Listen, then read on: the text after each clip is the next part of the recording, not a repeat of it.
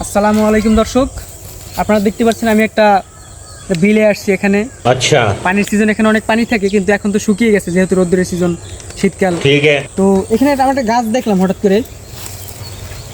স্রষ্টার যে কত যে সৃষ্টি আছে তার ভিতরে এই গাছটি আছে। আমরা হয়তো বা অনেকেই ভাবি যে এগুলো হয়তো বা আবর্জনা হিসেবে আমরা দেখে থাকি সবসময়, কিন্তু এগুলো আসলে আবর্জনা না, এগুলোরই কিছু না কিছু গুণাগুণ আছে যেগুলো শোনার পর মনে করেন আপনাদের মাথার ভিতরে ক্লিক করে উঠবে।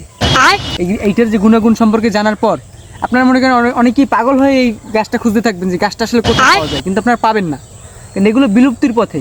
এগুলো দিয়ে এমন এমন মেডিসিন তৈরি করা যায় এই গাছটা দিয়ে। দর্শক একটু দেখাই আপনাদেরকে, এই যে ফুলটা দেখতে পাচ্ছেন না, এই ফুলটা বেটে খেলে এমন একটা উপকার হয় যেটা আপনারা কল্পনাও করতে পারবেন না, একদম কল্পনার বাহিরে।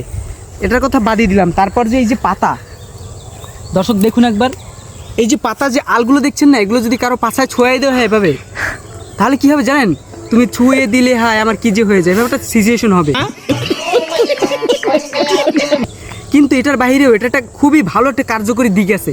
এইটা যখন বাটবেন আপনি, বাটার পর এটা থেকে একটা রস বেরোবে, এই রসটা খাওয়ার পর এমন একটা কার্যকরী দিক হবে ভাইয়া, মানে আপনারা বুঝতে পারতেছেন আসলে কতটা গুরুত্বপূর্ণ একটা গাছ। যাই হোক, তারপর আসি আপনার মূলে। এই যে গাছের গোড়াটা দেখতে পাচ্ছেন না, এই যে গাছের যে বডিটা, এইটা যদি কেউ মিসওয়াক বানিয়ে দাঁত মাজে, এটা থেকেও ভালো একটা উপকার পাওয়া যায়, যেটা আসলেই মানে এটার বিষয়ে বলে বোঝানো যাবে না যেটা আসলে কতটা উপকারী। তো কি কি উপকার হয় এটা যদি জানতে চান, সেক্ষেত্রে আপনাদের সময় দিতে হবে। সময় যদি না দিতে পারেন তাহলে কিন্তু জানাতে পারবো না। अच्छा তো গাছটা সম্পর্কে যা যা বলতেছি সব কিছু মনোযোগ দিয়ে শুনবেন, ঠিক আছে? তো 1 নম্বরে